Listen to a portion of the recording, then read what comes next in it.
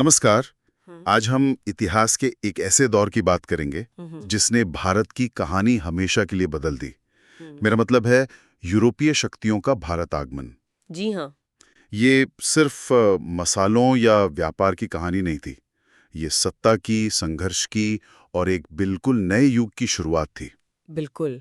अक्सर हम इसे सिर्फ कुछ तारीखों और नामों की तरह पढ़ लेते हैं, है ना? हाँ, लेकिन आज हम कोशिश करेंगे कि इसके पीछे की असली कहानी, इसके कारणों और मतलब को थोड़ा गहराई से समझें। अच्छा।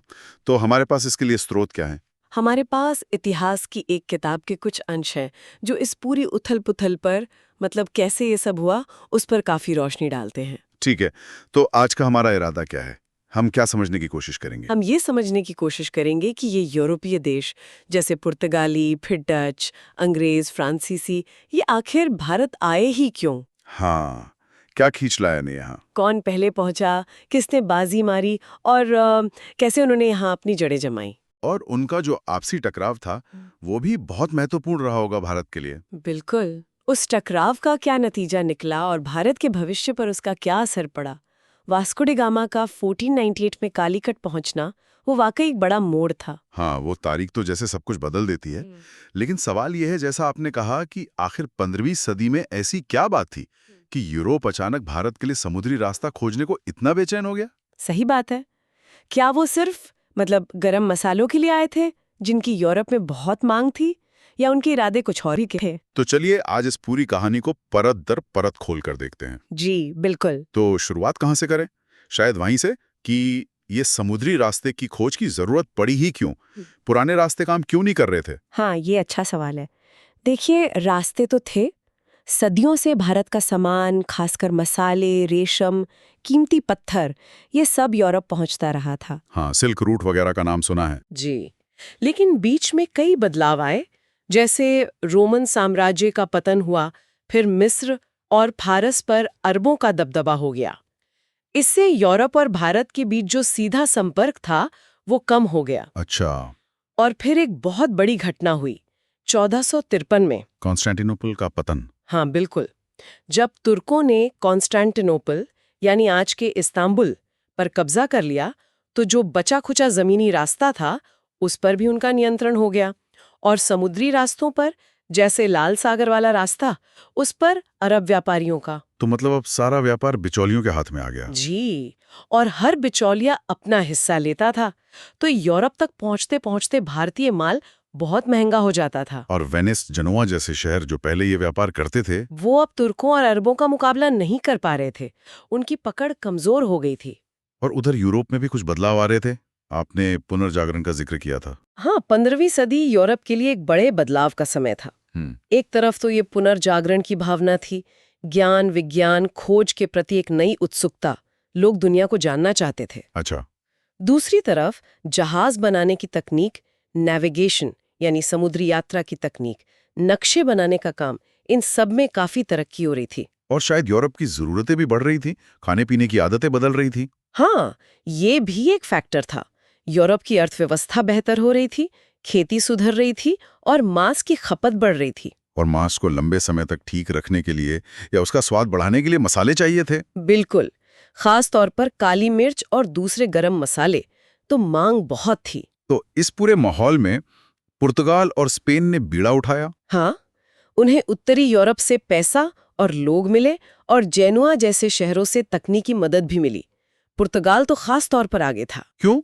उनमें ऐसी क्या खास बात थी? देखिए, पुर्तगाल खुद को इस्लाम के खिलाफ ईसाई धर्म का अगुवा मानता था, और उनके एक राजकुमार थे, प्रिंस हेनरी, जिन्हें हेनरी द नेविगेटर कहा जाता है। हाँ, उनका नाम सुना है। उन्हें जुनून था कि भारत तक समुद्री रास्ता खोजना है, वो भी ऐसा रास्ता जो मुसलमानों के नियंत्रण वाले इलाकों से होकर न गुजरे। अच्छा, मतलब वो एक तरह से बाईपास करना चाहते थे। जी। और उन्हें इसमें चर्च का भी समर्थन मिला। पोप निकोलस पंचम ने 1454 में एक आदेश जारी किया, जिसे पैपल बुल कहते हैं। उसमें क्या था? उसमें पुर्तगाल को ये अधिकार दिया गया कि वो पूरब की तरफ, खास तौर पर भारत की तरफ, समुद्री रास्ते खोज सकता है। इसके पीछे सोच थी इस्लामी प्रभाव को कम करना और ईसाई धर्म फैलाना। और फिर वो मशहूर संधि हुई, टोडेसिलस की संधि 1494 में।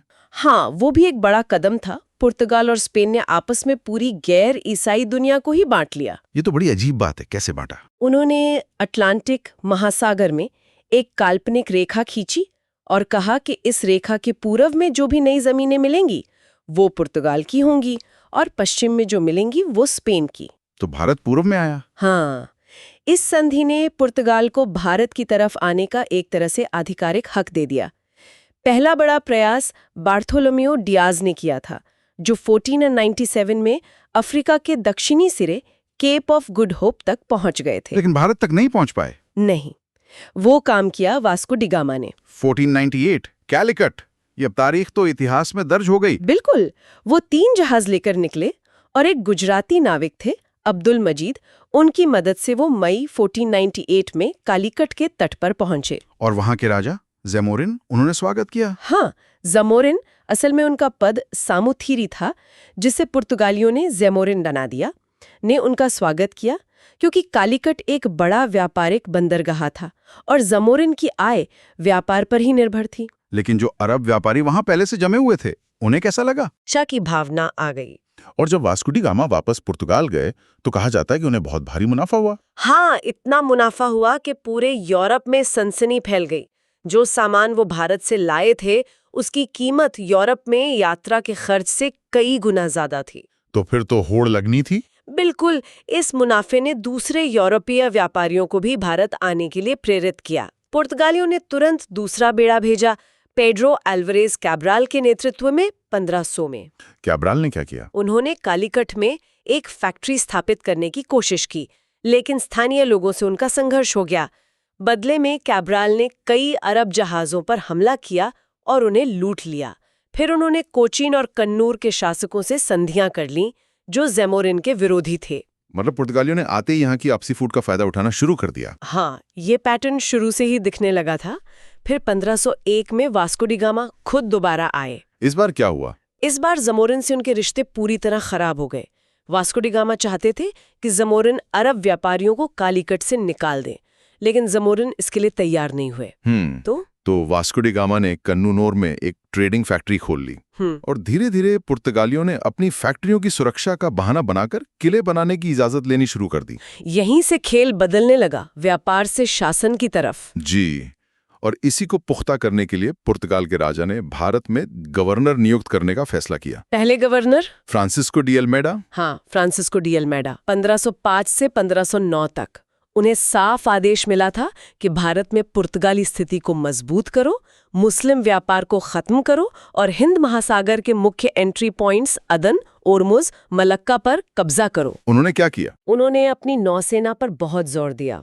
उनकी नीति ब्लू वाटर पॉलिसी कहलाती थी। ब्लू वाटर पॉलिसी मतलब उनका मानना था कि जमीन पर किलों से ज्यादा जरूरी है समुद्र पर कब्जा रखना। उनका एक मशहूर कथन भी है कि जब तक आप समुद्र में शक्तिशाली रहेंगे, भारत आपका रहेगा। अच्छा। लेकिन उन्हें चुनौतियों का सामना भी करना पड़ा। हाँ, मिस्र और गुजरात की नौसेनाओं ने मिलकर उन्हें ड्यू के पास हराया 1507, जिसमें अल्मेडा का देटा मारा गया। लेकिन अगले ही साल अल्मेडा ने बदला लिया और दोनों नौसेनाओं को हरा दिया। अल्मेडा के बाद आए अल्बुकर्क, उन्हें तो असली संस्थापक माना जाता है। बिल्कुल, अल्फोंसो डी अल्बुकर्क 1509 से 1515। वो पुर्तगाली शक्ति के वास्तविक संस्थापक थे पूर्व में। उनका लक्ष्य था हिंद महासागर के सभी समुद्री मार्गों के प्रवेश द्वारों पर पुर्तगाली अड्डे बनाना। कहाँ? पूर्वी अफ्रीका में लाल सागर के मुहाने पर, फारस की खाड़ी में ओरमुज पर, भारत में मालाबार तट पर और सुदूर पूर्व में मलक्का पर। और उन्होंने वो काटाज सिस्टम भी शुरू किया था। हाँ, मतलब कोई भी दूसरा जहाज इन इलाकों से गुजरना चाहता है तो उसे पुर्तगालियों से परमिट लेना होगा। ये सीधे सीधे समुद्री दादागिरी थी। और उनका सबसे बड़ा कारनामा 1510 में बीजापुर के सुल्तान से गोवा छीन लेना। ये एक मास्टर स्ट्रोक था।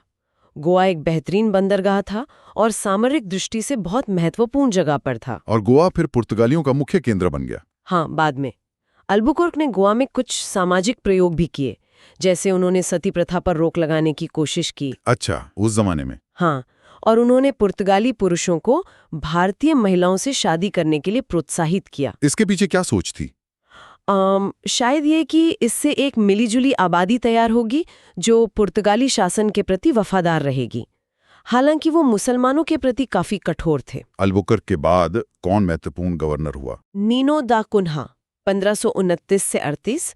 उन्होंने 1530 में पुर्तगाली मुख्यालय को कोचीन से गोवा स्थानांतरित किया। ये एक बड़ा कदम था। और उन्होंने गुजरात से बसीन और दीव भी हासिल किए। हाँ, उन्होंने गुजरात के सुल्तान बहादुर शाह की मदद की और बदले में 1534 में बसीन का द्वीप और दीव में बेस बनाने की जगह हासिल कर ली।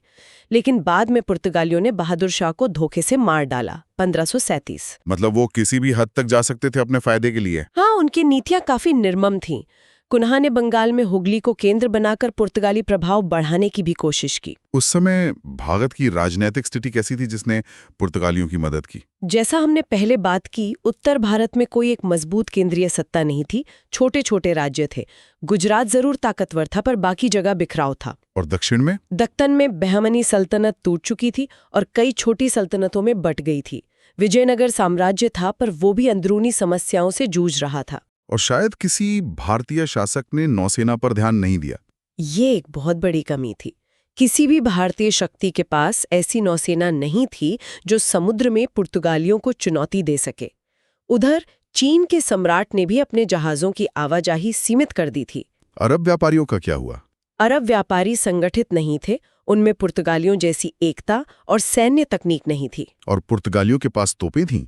हाँ, उनके जहाज़ों पर लगी तोपें लड़ाई में निर्णायक साबित होती थीं। तो इन सब वजहों से पुर्तगाली भारत के तटीय इलाकों पर अपना कब्जा जमाने में कामयाब रहे।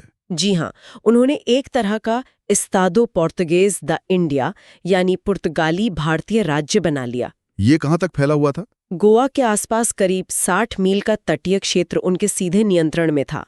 इसके अलावा पश्चिमी तट पर मुंबई से दमन और दीव तक कई जगहों पर उनके किले और चौकियां थीं। दक्षिण में मंगलौर, कलन्नौर, कोचीन, कालीकट जैसे बंदरगाहों पर भी उनका नियंत्रण था। और पूर्वी तट पर? पूर्वी तट पर चेन्नई के पास सैंथोम और आंध्र में नागापट्टनम में उनके अड्डे थे। और बंगाल में हुगली में उनकी एक काफी समृद्ध बस्ती थी। क्या उनके भारतीय राज्यों से राजनयिक संबंध भी थे? हाँ, गोवा और कई भारतीय राज्यों के बीच राजदूतों का आदान प्रदान होता था। उन्होंने दक्कन की सल्तनतों के साथ संधियां भी की। वो यहाँ के शक्ति संतुलन में एक खिलाड़ी बन गए थे। ये काफी लंबे समय तक टिके रहे हैं ना? हाँ, भारत आने वाले पहले यूरोपीय वही थे और जाने वाले भी आखिरी। 1961 में गोवा, दमन और दीव को भारत ने सैन्य कार्रवाई करके वापस लिया। उनका प्रशासन कैसे चलता था? एक वाइसराय होता था जिसका कार्यकाल आमतौर पर 3 साल का होता था। उसकी मदद के लिए एक सचिव और एक काउंसिल होती थी। राजस्व और जहाजी बेड़े के लिए अलग अधिकारी होते थे। किलों के कमांडर और फैक्ट्रियों के प्रभारी फैक्टर्स भी होते थे। उनकी धार्मिक नीति के बारे में थोड़ी और बात करते हैं। अकबर के दरबार में भी वो पहुंचे थे। हाँ, शुरू में तो उनकी नीति मुसलमानों के प्रति बहुत कट्टर दुश्मनी वाली थी, लेकिन हिंदुओं के प्रति वो उतने सख्त नहीं थे। पर बाद में जब गोवा में इंक्विजिशन यानी एक तरह की धार्मिक अदालत स्थापित हुई, तो हिंदुओं पर भी अत्याचार होने लगे। धर्म परिवर्तन के लिए दबाव डाला जाने लगा। लेकिन अकबर ने तो उन्हें बुलाया था। हाँ, अकबर को धर्म और दर्शन में बहुत रुचि थी, इसीलिए उन्होंने जेसुइट पादरियों को अपने दरबार में बुलाया। पहला मिशन 1580 में आया, फिर 1590 और 1595 में। ये मिशनरी लाहौर में बस गए और उन्होंने अकबर के शासनकाल के बारे में काफी कुछ लिखा भी है। जहांगीर के समय क्या हुआ? जहांगीर ने शुरू में उन्हें नजरअंदाज किया, फिर थोड़ी रियायतें थी। लाहौर में चर्च भी बना, लेकिन पुर्तगाली वाइसरॉयों के अहंकार और उनकी हरकतों से रिश्ते बिगड़ते चले गए। क्या हरकतें? वही समुद्री लूटपाट, मुगल जहाजों को पकड़ लेना। और जब अंग्रेज कैप्टन विलियम हॉकिंस 1608 में जहांगीर के दरबार में आया, तो पुर्तगालियों ने उसका बहुत विरोध किया। लेकिन जहांगीर ने हॉकिंस का स्वागत किया। हाँ, और उसे व्यापारिक सुविधाएं देने का वादा भी किया। इससे पुर्तगाली और चिढ़ गए। फिर अंग्रेजों ने पुर्तगालियों को समुद्र में हरा भी दिया। जी, 1612 में कैप्टन बेस्ट ने सूरत के पास पुर्तगाली बेड़े को हराया। इससे जहांगीर बहुत प्रभावित हुआ। उसे लगा कि अंग्रेज पुर्तगालियों से ज्यादा ताकतवर है। और फिर 1613 में पुर्तगालियों ने मुगल जहाजों पर कब्जा कर लिया। हाँ, इससे जहांगीर आग बबूला हो गया और उसने पुर्तगालियों के खिलाफ सख्त कदम उठाए। शाहजहां के समय तो हुगली से इन्हें निकाल ही दिया गया। हाँ, 1632 में कासिम खान ने हुगली पर हमला किया। वजह कई थी। पुर्तगालियों ने बिना इजाजत किलेबंदी कर ली थी, वो नमक के व्यापार पर कब्जा कर रहे थे, अवैध टैक्स वसूल रहे थे, और सबसे बुरा, वो लोगों को पकड़कर दास बना रहे थे उन्होंने मुमताज महल की 2 दासियों को भी अगवा कर लिया था। अच्छा, ये तो बड़ी बात थी। जी, कई पुर्तगाली मारे गए, कुछ भाग गए और करीब 400 को बंदी बनाकर आगरा लाया गया। उन्हें इस्लाम कबूल करने या गुलाम बनने का विकल्प दिया गया। तो धीरे धीरे पुर्तगालियों का पतन क्यों हुआ? क्या मुख्य कारण थे? कई कारण थे। एक तो भारत में ही मराठों जैसी नई और ताकतवर शक्तियों का उदय हुआ, जिन्होंने उनसे कई इलाके छीन लिए, जैसे 1739 में सालसेट और बसीन। उनकी धार्मिक नीतियों का भी असर पड़ा? हाँ, उनके कट्टर धार्मिक नीतियों और जबरदस्ती धर्म परिवर्तन कराने की कोशिशों ने हिंदुओं और मुसलमानों दोनों को उनका दुश्मन बना दिया। उनकी बेईमान व्यापारिक प्रथाएं और समुद्री डकैती भी उनकी बदनामी का कारण बनी। और क्या वजहें थी? ब्राजील की खोज के बाद पुर्तगाल का ध्यान उधर ज्यादा बट गया। फिर 1580-81 में पुर्तगाल स्पेन के साथ जुड़ गया, जिससे वो यूरोप में स्पेन के दुश्मनों यानी इंग्लैंड और हॉलैंड के भी दुश्मन बन गए। और अब वो अकेले नहीं थे। सही बात, समुद्री मार्ग का जो राज उनके पास था वो अब दूसरों को भी पता चल गया था। डच और अंग्रेज उनसे कहीं ज्यादा ताकतवर और कुशल प्रतियोगी बनकर सामने आ गए थे। गोवा का महत्व भी कम हो गया था। हाँ, जब विजयनगर साम्राज्य का पतन हुआ तो गोवा का व्यापारिक महत्व कुछ कम हो गया और मसाला व्यापार पर तो डचों ने कब्जा कर लिया था। एक पुर्तगाली गवर्नर ने कुछ कहा था इस बारे में, सोने और क्रॉस के बारे में। हाँ, अल्फांसो डी सूजा ने कहा था कि वो पूरब में सोना खोजने आए थे पर शैतान उन्हें मिला। मतलब इतना लालच बढ़ गया था कि लोगों ने धर्म क्रूसिफिक्स को एक तरफ रखकर अपनी जेबें भरनी शुरू कर दी। फिर भी उनका कुछ महत्व तो रहा होगा भारतीय इतिहास में। बिल्कुल, उन्होंने भारत में यूरोपीय युग की शुरुआत की। उन्होंने नौसैनिक शक्ति का महत्व दिखाया। व्यापार पर एकाधिकार के लिए बल प्रयोग का तरीका उन्होंने ही शुरू किया। और सैन्य तकनीक में भी कुछ योगदान था। हाँ, उन्होंने बॉडी आर्मर, बेहतर बंदूकें, मैचलॉक गन्स, जहाजों से तोपें चलाने की तकनीक और पैदल सेना की ड्रिलिंग प्रणाली शुरू की। ये तरीके बाद में फ्रांसीसियों, अंग्रेजों, मराठों और सिखों ने भी अपनाए। समुद्री तकनीक के बारे में क्या? उनके जहाज मल्टी डेक वाले होते थे, जिन पर भारी हथियार लग सकते थे। जहाजों के अगले और पिछले हिस्से ऊंचे और किले जैसे बने होते थे। उन्होंने रॉयल शस्त्रागार, डॉकयार्ड, पायलटों की व्यवस्था, नक्शा नवीसी में भी काफी काम किया, जिससे बाद में डचों और अंग्रेजों ने भी सीखा। सांस्कृतिक प्रभाव? उन्होंने चित्रकला, लकड़ी की नक्काशी, मूर्तिकला को संरक्षण दिया, खासकर चर्चों के माध्यम से। गोवा में चांदी और सोने का महीन काम, फिलिग्री वर्क भी उनकी देन माना जाता है।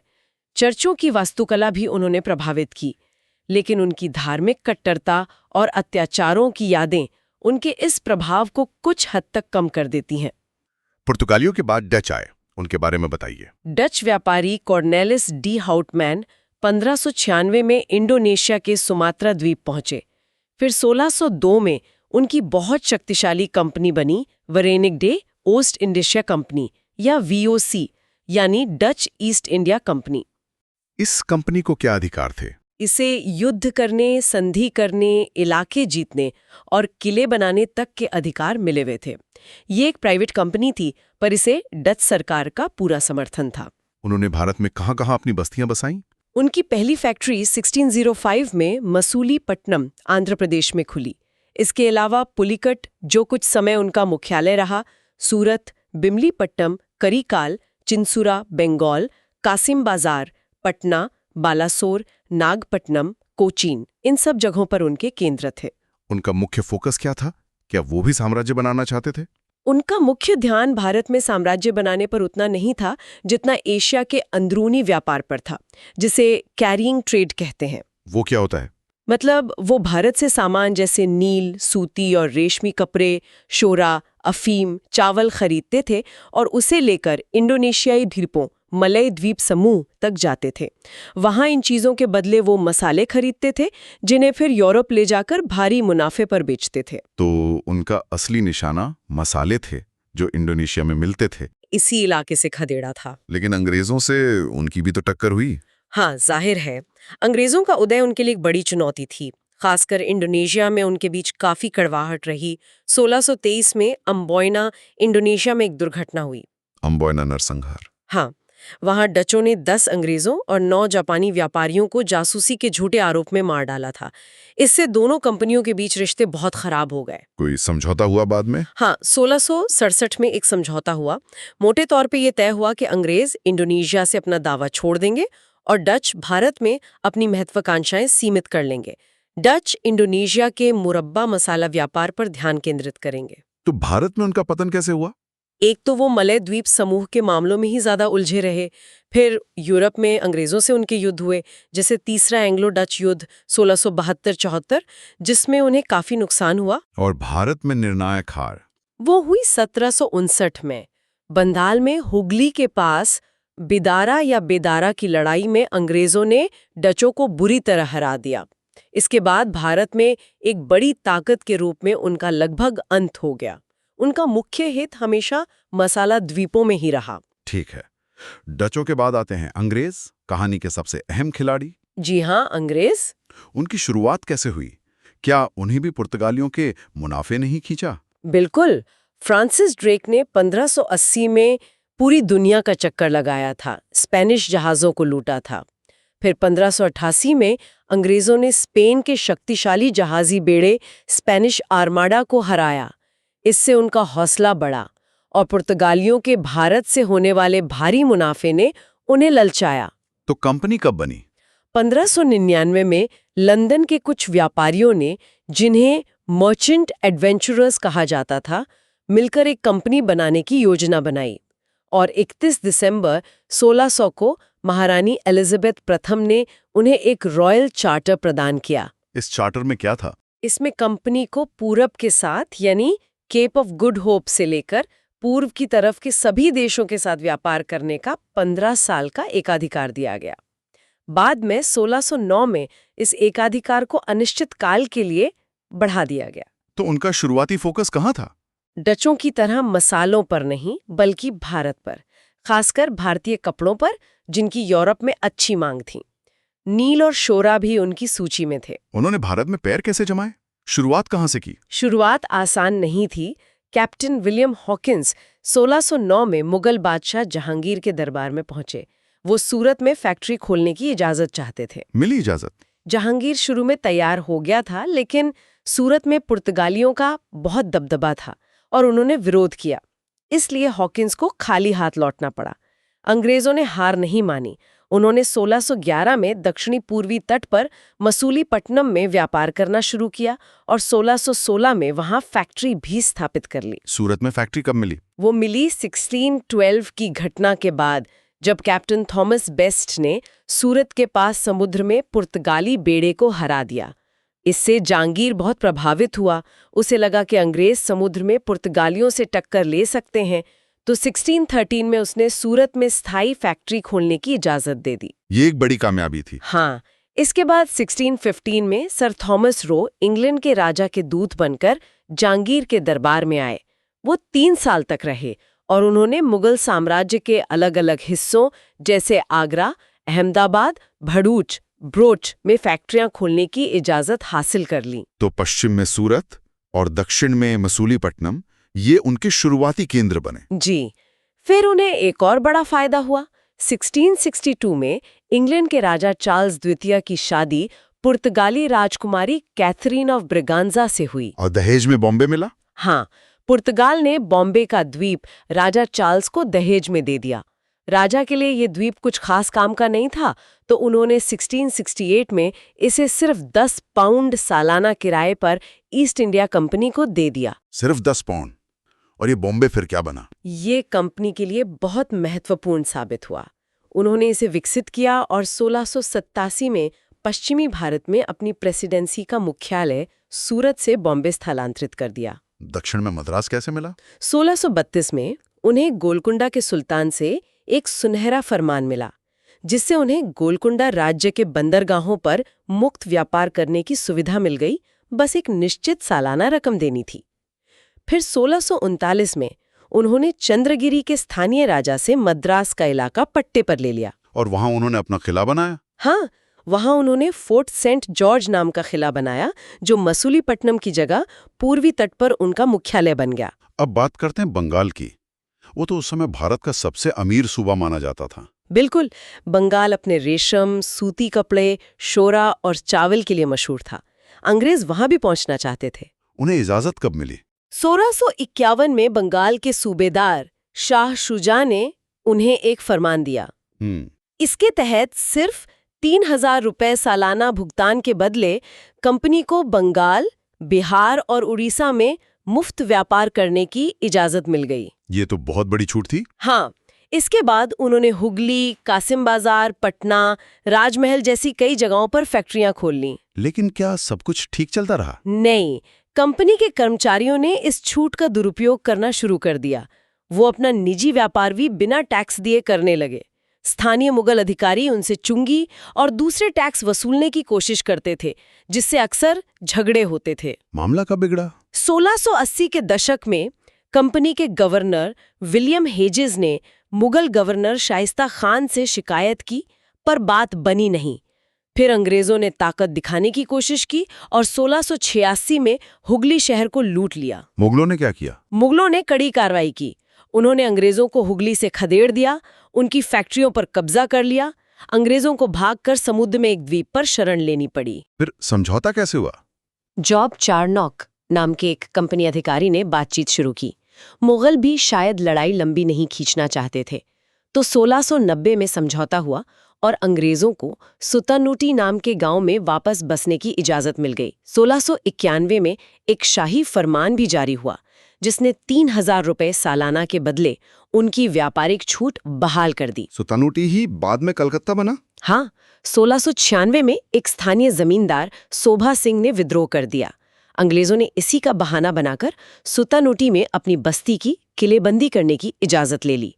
फिर 1698 में उन्होंने सुतानूटी और पास के 2 और गांव गोविंदपुर और कालिकाता की जमींदारी खरीद ली।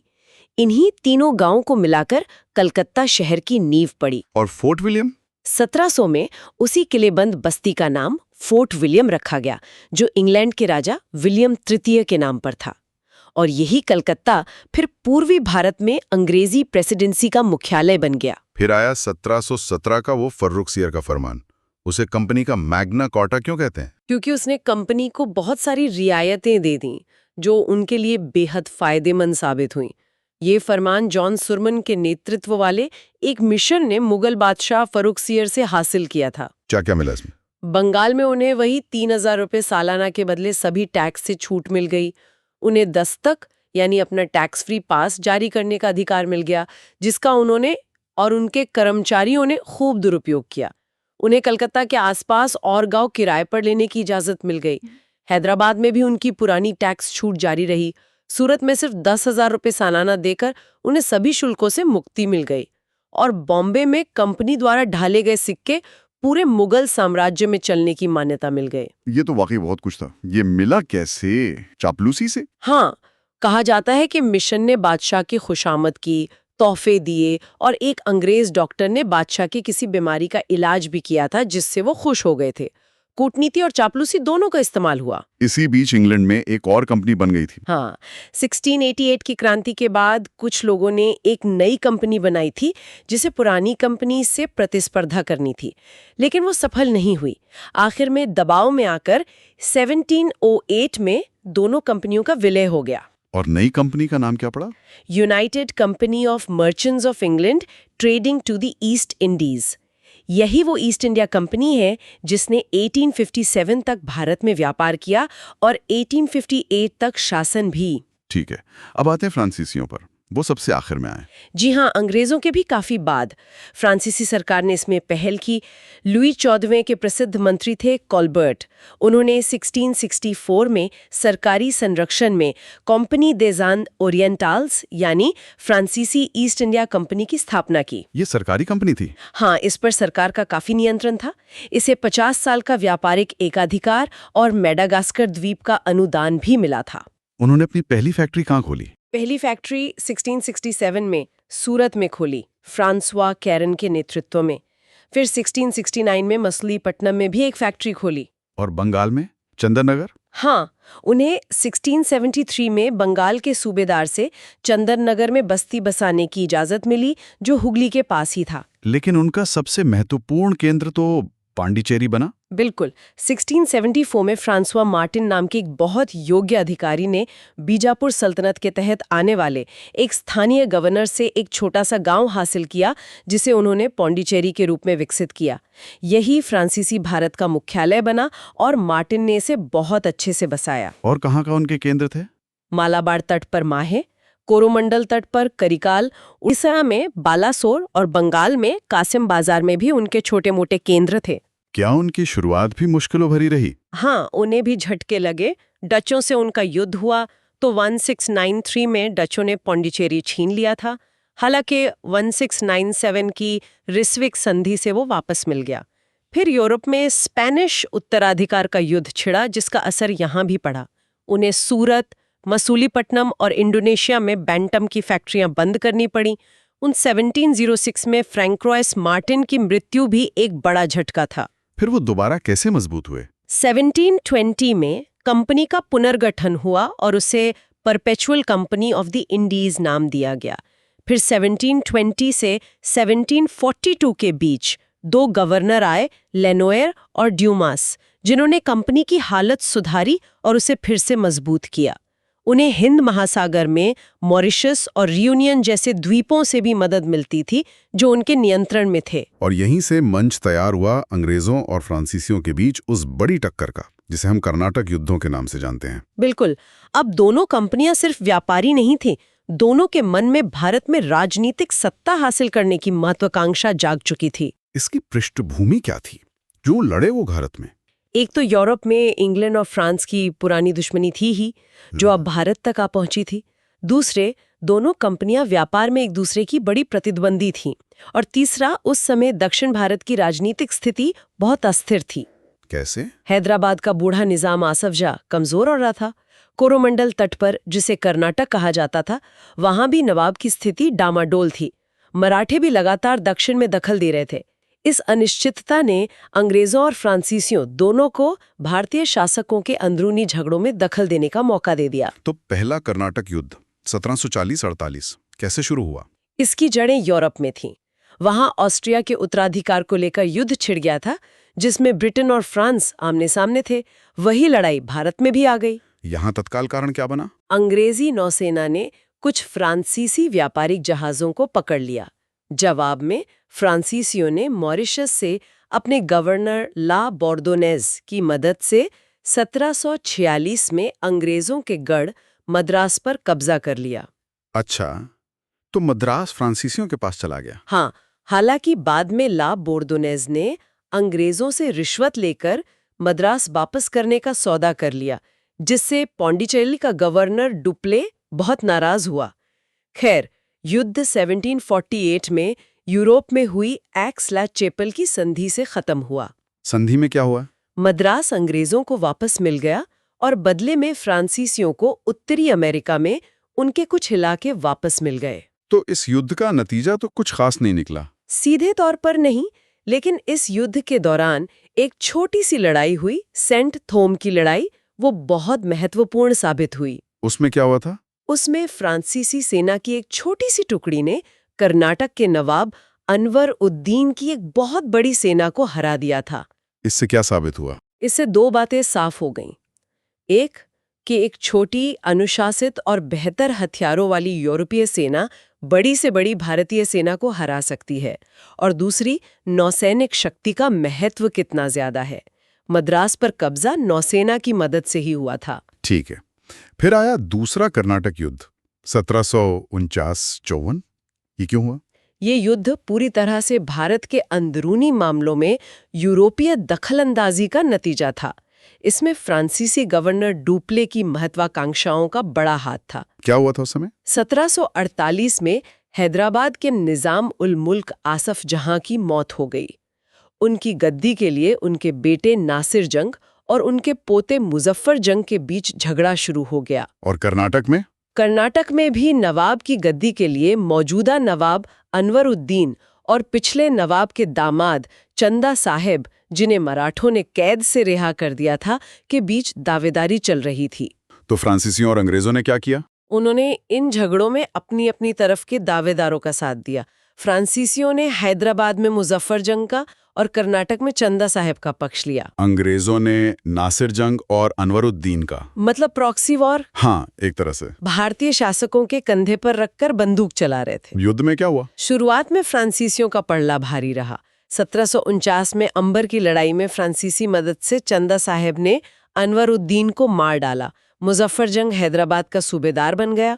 उसने खुश होकर डुप्ले को कृष्णा नदी के दक्षिण का गवर्नर बना दिया और फ्रांसीसी सेना की एक टुकड़ी बूसी के नेतृत्व में हैदराबाद में तैनात कर दी गई। तो डुप्ले तो बहुत सफल हो रहा था। हाँ, वो अपनी कूटनीति के शिखर पर था। वो भारतीय शासकों का इस्तेमाल कर रहा था, उनसे वादे कर रहा था और भारतीय राजनीति में सीधा दखल दे रहा था। उसने ही वो सहायक संधि प्रणाली की नींव रखी, जिसे बाद में अंग्रेजों ने अपनाया। सहायक संधि मतलब भारतीय शासक की मदद करने के बदले में उसकी राजधानी में अपनी सेना रखना और उस सेना का पूरा खर्च उसी शासक से वसूलना। इससे शासक एक तरह से यूरोपीय ताकत पर निर्भर हो जाता था। लेकिन फिर पासा कैसे पलटा? रॉबर्ट क्लाइव ने क्या किया? जब फ्रांसीसी और चंदा साहिब की सेना ने त्रिचिनोपोली, तिरुचिरापल्ली में अंग्रेजों के समर्थक मोहम्मद अली को घेर रखा था, तब रॉबर्ट क्लाइव, जो उस समय कंपनी में एक क्लर्क था, उसने एक बहुत साहसी योजना पेश की। क्या योजना थी? उसने कहा कि अगर हम कर्नाटक की राजधानी आरकट पर हमला कर दें तो चंदा साहिब को त्रिचिनोपोली का घेरा उठाकर आरकट बचाने आना पड़ेगा। और ये योजना काम कर गई? हाँ, बिल्कुल। क्लाइव ने सिर्फ 210 सैनिकों के साथ 1791 में आरकट पर कब्जा कर लिया और फिर 53 दिनों तक फ्रांसीसी सेना के घेरे का बहादुरी से सामना किया। इससे त्रिचिनोपोली पर से दबाव हट गया, फ्रांसीसी सेना में भगदड़ मच गई और 1752 में चंदा साहेब पकड़ा गया और मारा गया। तो क्लाइव ने बाजी पलट दी? हाँ, इसके बाद फ्रांसीसी लगातार हारते गए। डुप्ले का क्या हुआ? उसे वापस क्यों बुला लिया गया? डुप्ले एक बहुत काबिल प्रशासक और राजनयिक था। उसने पौंडीचेरी को काफी विकसित किया था, लेकिन उसकी नीतियां बहुत खर्चीली थीं, जिससे फ्रांसीसी कंपनी को भारी नुकसान हो रहा था। उसकी महत्वाकांक्षा बहुत सादा थी। वो शायद हकीकत से दूर हो गया था और वो थोड़ा निरंकुश भी था, दूसरों की सुनता नहीं था। सबसे बड़ी बात, वो खुद कभी युद्ध के मैदान में सेना का नेतृत्व नहीं करता था। तो कंपनी ने उसे हटा दिया? हाँ, 1754 में फ्रांसीसी सरकार ने उसे वापस फ्रांस बुला लिया। ये फ्रांसीसियों के लिए एक बड़ा झटका था। उसकी जगह गोडेहू नाम का गवर्नर आया, जिसने आते ही अंग्रेजों से संधि कर ली और अहस्तक्षेप की नीति अपनाई। इस युद्ध का क्या प्रभाव पड़ा? इससे ये साफ हो गया कि अब भारतीय शासक अपनी सत्ता बचाने या पाने के लिए यूरोपीय ताकतों के समर्थन पर निर्भर हो गए थे। वो एक तरह से उनके ग्राहक बन गए थे। और फिर तीसरा और आखिरी कर्नाटक युद्ध 1758-63, ये क्यों हुआ? जिसमें एक बार फिर ब्रिटेन और फ्रांस आमने सामने थे। वही लड़ाई भारत में तीसरे कर्नाटक युद्ध के रूप में सामने आई। इस बार क्या हुआ? फ्रांसीसी सरकार ने इस बार काउंट टी लाली नाम के सेनापति को बड़ी सेना के साथ भारत भेजा।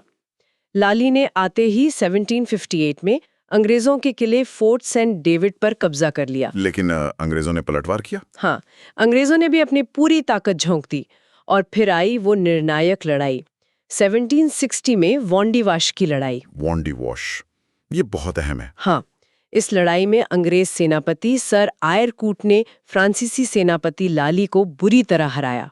फ्रांसीसी सेना का एक बड़ा हिस्सा मारा गया या बंदी बना लिया गया, जिसमें उनका मशहूर कमांडर बूसी भी शामिल था। तो ये फ्रांसीसियों की कमर तोड़ने वाली हार थी। बिल्कुल। इसके बाद लाली पौंडीचेरी वापस लौटा, लेकिन अंग्रेजों ने 1761 में पौंडीचेरी पर भी कब्जा कर लिया। युद्ध कैसे खत्म हुआ? युद्ध 1763 में पेरिस की संधि के साथ खत्म हुआ। इस संधि के तहत फ्रांसीसियों को पौंडीचेरी और उनकी दूसरी बस्तियां वापस तो मिल गईं, लेकिन एक शर्त के साथ। क्या शर्त थी? शर्त ये थी कि वो इन बस्तियों का इस्तेमाल सिर्फ व्यापारिक उद्देश्यों के लिए करेंगे, उनकी किलेबंदी नहीं करेंगे और न ही वहां सेना रखेंगे। मतलब भारत में एक राजनीतिक या सैन्य ताकत के रूप में उनका खेल खत्म? हाँ, फॉन्डीवॉश की हार और पेरिस की संधि ने भारत में फ्रांसीसी महत्वाकांक्षाओं का अंत कर दिया। अब भारत में अंग्रेज ही एकमात्र बड़ी यूरोपीय शक्ति रह गए थे। डच पहले ही 1759 में बेदारा की लड़ाई में हार कर किनारे हो चुके थे। कई इतिहासकार तो वॉन्डीवाश को प्लासी से भी ज्यादा महत्वपूर्ण मानते हैं भारत पर ब्रिटिश कब्जे के लिए। हाँ, ऐसा कहा जा सकता है। प्लासी 1757 ने अंग्रेजों के लिए बंगाल का दरवाजा खोला, जो बहुत अमीर सूबा था। लेकिन वॉन डी वॉश ने उनकी सबसे बड़ी यूरोपीय प्रतिद्वंदी फ्रांसीसी चुनौती को हमेशा के लिए खत्म कर दिया। इसके बाद उनके रास्ते में कोई बड़ी यूरोपीय बाधा नहीं बची। एक बात और, कहा जाता है कि वॉन डी वॉश में दोनों तरफ भारतीय सिपाही भी लड़ रहे थे। हाँ, ये एक कड़वी सच्चाई है। अंग्रेजों और फ्रांसीसियों दोनों की सेनाओं में बड़ी संख्या में भारतीय सिपाही थे जो एक दूसरे के खिलाफ लड़ रहे थे। ये क्या दिखाता है? ये उस समय के भारतीय शासकों की अदूरदर्शिता, आपसी फूट और भाड़े के सैनिकों पर निर्भरता को दिखाता है। शायद ये भारत के पतन की अनिवार्यता की तरफ भी इशारा करता है। जैसा कि स्रोत में कहा गया है, उन्हें यह समझ ही नहीं आया कि वो विदेशी ताकतों के हाथों का खिलौना बन रहे हैं। तो आखिर अंग्रेजों की सफलता और फ्रांसीसियों की विफलता के मुख्य कारण क्या रहे? आप संक्षिप्त में बता सकते हैं? हाँ, कई कारण थे। पहला, दोनों कंपनियों की प्रकृति में अंतर। अंग्रेजी कंपनी एक प्राइवेट कंपनी थी जिसमें ज्यादा जोश, स्वतंत्रता और जल्दी फैसले लेने की क्षमता थी, जबकि फ्रांसीसी कंपनी सरकारी नियंत्रण में थी जिसमें नौकरशाही, देरी और राजनीतिक दखलंदाजी ज्यादा थी। दूसरा, अंग्रेजी नौसेना की श्रेष्ठता। ब्रिटिश रॉयल नेवी उस समय दुनिया की सबसे बड़ी और सबसे आधुनिक नौसेना थी। वो समुद्र पर अपना दबदबा बनाए रख सकते थे, जिससे भारत में अपनी सेनाओं को मदद भेजना और फ्रांसीसी मदद को रोकना आसान था। और इंग्लैंड में औद्योगिक क्रांति की शुरुआत हो चुकी थी, जिससे उनकी आर्थिक ताकत और तकनीकी क्षमता बढ़ रही थी। उनके पास बेहतर हथियार और संसाधन थे। सैन्य नेतृत्व भी बेहतर था। हाँ, अंग्रेजों के पास क्लाइव, आयरकूट, लॉरेंस जैसे कई सक्षम और अनुभवी सेनापति थे। फ्रांसीसियों के पास डुप्ले जैसा राजनयिक तो था, पर सैन्य नेतृत्व में वो शायद उतने मजबूत नहीं थे। लाली भी उतना सफल नहीं रहा। अंग्रेजी सेना ज्यादा अनुशासित भी मानी जाती थी। इंग्लैंड की राजनीतिक स्थिरता का भी योगदान रहा होगा। बिल्कुल। उस दौर में इंग्लैंड में फ्रांस की तुलना में ज्यादा राजनीतिक स्थिरता थी। फ्रांस में अक्सर क्रांतियां और उथल-पुथल होती रहती थी, जिसका असर कंपनी के काम पर भी पड़ता था। न, धर्म का क्या रोल था? को लेकर उतने उत्साहित नहीं थे। उनकी नीतियां ज्यादातर व्यापार और मुनाफे पर केंद्रित थी। शायद इसलिए स्थानीय शासकों और लोगों को उनका शासन शुरू में कम बुरा लगा। और एक बहुत महत्वपूर्ण कारण, पैसा। हाँ, ये बहुत बड़ा फैक्टर था। इंग्लैंड में बैंक ऑफ इंग्लैंड की स्थापना हो चुकी थी, जो सरकार और कंपनी को युद्ध लड़ने के लिए आसानी से और कम ब्याज पर कर्ज मुहैया करा सकता था। वो अपने प्रतिद्वंदियों, खासकर फ्रांस से कहीं ज्यादा पैसा खर्च कर सकते थे। फ्रांस की वित्तीय व्यवस्था उतनी मजबूत और लचीली नहीं थी। ठीक है, हमने 4 मुख्य यूरोपीय शक्तियों की बात की। डेनिश का क्या हुआ? वो भी तो आए थे। हाँ, डेनमार्क से भी लोग आए थे। उनकी डेनिश ईस्ट इंडिया कंपनी 1616 में बनी थी। उन्होंने 1620 में तमिलनाडु में तरंगमबाड़ी में अपनी पहली फैक्ट्री खोली। बंगाल में सेरमपुर, श्रीरामपुर उनका मुख्य केंद्र बना। क्या वो भी बड़ी ताकत बन पाए? नहीं, वो कभी भी बड़े राजनीतिक या व्यापारिक ताकत नहीं बन पाए। उनका ध्यान व्यापार से ज्यादा ईसाई धर्म के प्रचार, मिशनरी गतिविधियों पर रहा। सेरामपुर मिशन प्रेस काफी प्रसिद्ध हुआ था। आखिरकार 1845 में उन्होंने अपनी सारी बस्तियां अंग्रेजों को बेच दी। अब जरा व्यापार की बात करते हैं। ये यूरोपीय कंपनियां भारत से मुख्य रूप से क्या सामान ले जाती थी? सबसे महत्वपूर्ण चीज थी सूती कपड़ा। भारत का कॉटन टेक्सटाइल दुनिया भर में मशहूर था। अलग अलग तरह का कपड़ा, लॉन्ग क्लॉथ, सेलेम्पोरेज, मोरीज, छींट, प्रिंटेड कपड़ा, मलमल, इनकी यूरोप में और एशिया के दूसरे हिस्सों में भी भारी मांग थी। और क्या? रेशम, कच्चा रेशम, नील कपड़ों को रंगने के लिए, शोरा, बारूद बनाने के लिए, अफीम, चावल, मसाले। हालांकि मसालों पर डचों का कब्जा ज्यादा था। ये व्यापार चलता कैसे था? क्या यूरोपीय लोगों ने आते ही सब कुछ बदल दिया? नहीं, ऐसा नहीं था। यूरोपीय लोगों के आने से पहले ही भारत में उत्पादन, खरीद फरोख्त, माल ढुलाई का एक बहुत विकसित और जटिल नेटवर्क मौजूद था। इसमें व्यापारी, बुनकर, कारीगर, दलाल, ब्रोकर, जहाज़ों के मालिक, स्थानीय अधिकारी सब शामिल थे। तो यूरोपीय कंपनियों को क्या करना पड़ा? उन्हें इस मौजूदा सिस्टम को समझना पड़ा और इसमें शामिल होना पड़ा। उन्हें स्थानीय व्यापारियों, दलालों और कारीगरों के साथ मिलकर काम करना पड़ा।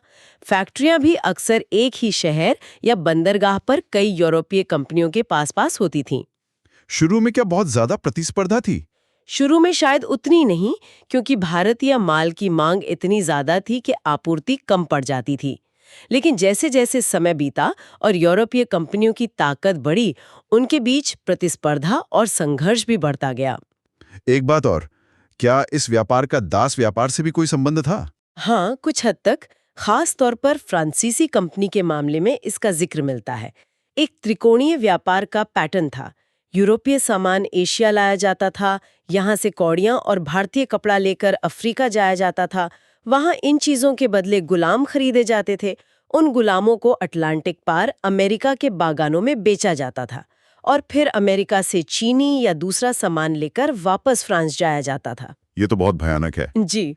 तो अगर हम पूरी कहानी को समेटें तो ये यात्रा पुर्तगालियों की मसालों की खोज से शुरू हुई, जिन्होंने समुद्री रास्ते खोले और नौसैनिक ताकत का महत्व दिखाया। हाँ, फिर डच आए, जिनका ध्यान मसालों और अंतर एशियाई व्यापार पर ज्यादा था। फिर अंग्रेज और फ्रांसीसी आए, जो सिर्फ व्यापार नहीं बल्कि भारत में सत्ता भी चाहते थे। उनके बीच लंबी लड़ाई चली, खासकर कर्नाटक युद्धों में। और अंत में 1760 में वोंडीवाश की निर्णायक लड़ाई में फ्रांसीसियों को हराने के बाद अंग्रेज भारत में सर्वोच्च यूरोपीय शक्ति बनकर उभरे। उनकी सफलता के पीछे कई कारण थे। उनकी कंपनी का प्राइवेट होना, मजबूत नौसेना, औद्योगिक क्रांति से मिली बढ़त, बेहतर सैन्य नेतृत्व और अनुशासन, इंग्लैंड की राजनीतिक स्थिरता और सबसे बढ़कर पैसा जुटाने की उनकी बेहतर क्षमता। बिल्कुल सही, आपने एकदम सटीक सारांश दिया है।